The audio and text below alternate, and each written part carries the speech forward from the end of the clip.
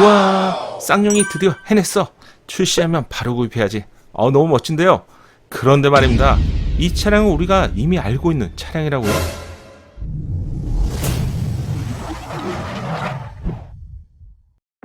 안녕하세요, 연목구름입니다. 최근 쌍용차가 두 대의 차량을 연이어서 공개하면서 이슈가 되고 있죠. 바로 중형급 SUV J100과 준중형급 SUV KR10입니다. 공개한 게 멋있는데 이게 쌍용차의 디자인이야. 헤리티지는 이런 것이지. 부활할 수 있겠는데 쌍용차 해냈다. 이런 긍정적인 반응을 볼 수 있네요. 지금까지 부정적인 반응이 더 많았기 때문에 쌍용차는 위기를 기회로 삼아야 할 것 같아요. 그런데 여러분들이 완전히 새로운 차량으로 아시는 J100 그리고 KR10은 어쩌면 여러분이 이미 보셨던 차량일 수 있는데요. 그럼 오늘은 J100에 대해서 먼저 알아볼게요. 과연 신차가 출시될 수 있을지 먼저 쌍용차의 상황부터 보면, 쌍용차가 건재해야지 신차를 만들 수 있죠. 지난달 말에 쌍용은 인수 위항서를 마감했습니다. 여러 기업들 약 9개의 기업이 인수전에 참여를 했는데, 이 중에서 에디슨 모터스, 카디널 원 모터스, SN그룹 3개의 기업이 결국 경합을 하게 될 것 같은데요.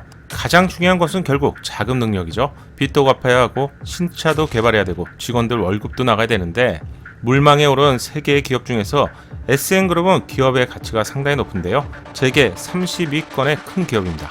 2010년도에 쌍용 인수전에 참가를 했었는데, 당시 마인드라가 쌍용을 인수하면서 이번이 재도전인데요. 부실 기업을 인수해서 키우는 대단한 능력을 가진 회사로, 즉 줍줍을 잘하는 회사죠. 두 번째 에디슨 모터스는 컨소시엄을 통해서 8천억 정도의 자금을 조달한다는 계획으로 알려졌고요. 카디널 원 모터스는 이미 알고 계신 HAAH 회사인데, 이 회사가 파업 신청을 하면서 이름을 바꿨습니다. 미국에 본거지를 두고 있기 때문에 쌍용차가 북미 진출을 통해서 판매량을 늘릴 수 있는 이러한 가능성을 제시한 것으로 알려졌습니다. 누가 결정이 되든 간에 이번엔 제대로 한번 해봤으면 좋겠는데요. 쌍용차는 지금까지 눈치만 보다가 티볼리의 패밀리룩만 계속 선보인 상태였죠. 현재의 상황이라면 9월에 우선 협상 대상자를 먼저 선정하고요. 투자 수순을 밟게 되는데 10월에 가격 협상, 11월에는 최종 계약 순서로 진행이 된다면 쌍용 자동차가 다시 부활을 꿈꾸게 될 수 있을 것 같고요. 아니라면 좀 더 힘든 상황이 될 수 있겠죠. 이런 상황이라서 좀 더 어수선한 분위기 속에 신차를 연달아 공개했는데요. 쌍용차는 아마도 여전히 저희는 건재해요. 이런 전략이 숨겨져 있겠죠. J100과 KR10을 연달아 공개했는데 이렇게까지 적극적인 행보를 보여준 적이 최근에 있었나요? 이런 이유 때문에 쌍용이 선보인 두 대의 차량에 대해서 정말 많은 관심을 갖고 계신 것 같은데요. 쌍용은 이 두 차량에 어떤 기술력과 디자인을 보여주게 될지 이 부분에 대해서 기대감이 높아진 것 같은데요. 하지만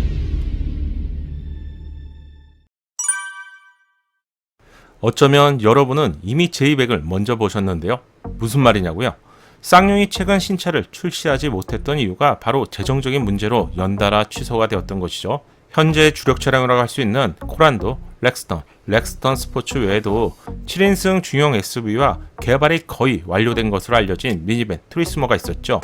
그리고 체어맨의 후속으로 알려진 렉스턴 롱바디까지 출시할 계획이었습니다.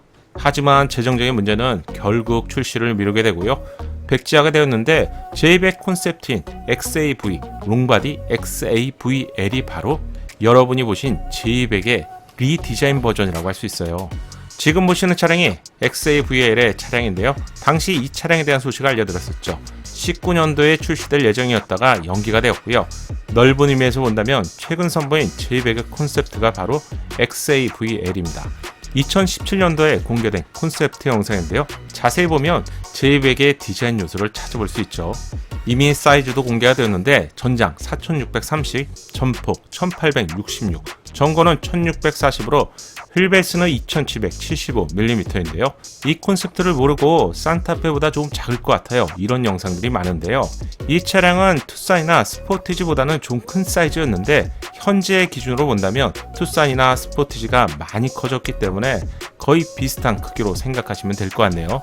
조금 아쉽지만 중형 SUV를 대표하는 산타페나 소렌토 차량보다는 확실히 더 작을 것 같아요. 3열이 제공되는 7인승 SUV인데 좀 아쉽죠.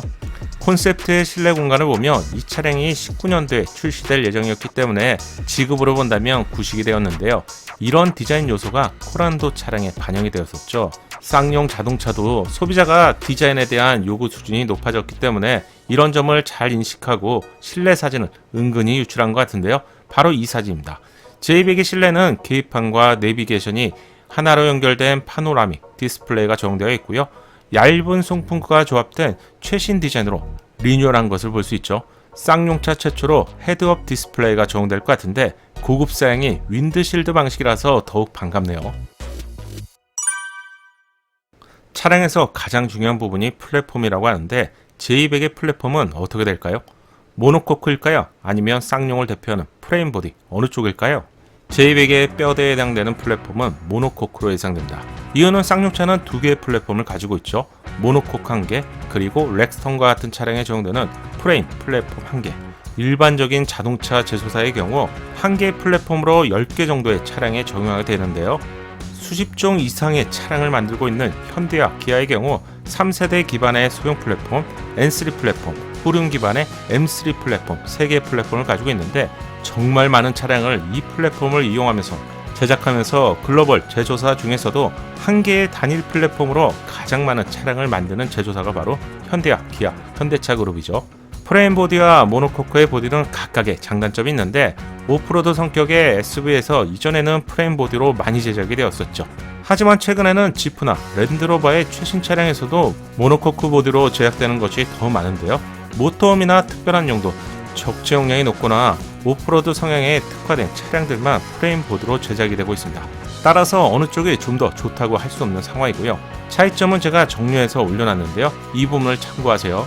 결론적으로 J100은 신형 코란도에 적용된 모노코크 플랫폼이 조금 개선이 되어서 출시가 될 것 같습니다. 엔진은 2.2 엔진이 유력한 상황이죠.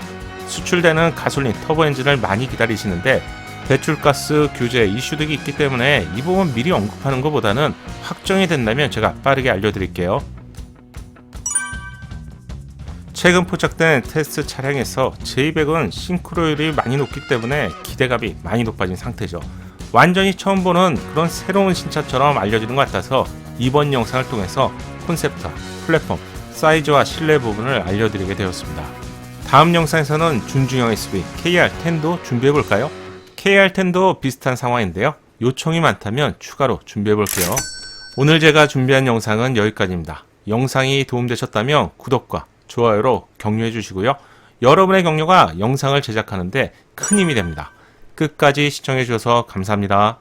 연목구름의 신차 정보가 작은 도움이 되셨나요? 신차 정보를 가장 빠르고 정확하게 얻는 방법 아시죠? 새롭게 출시될 신차 소식이 궁금하다면 구독과 알림 설정을 하시고요. 알림 설정을 하셔야 기다리지 않고 자동으로 받아볼 수 있습니다. 감사합니다.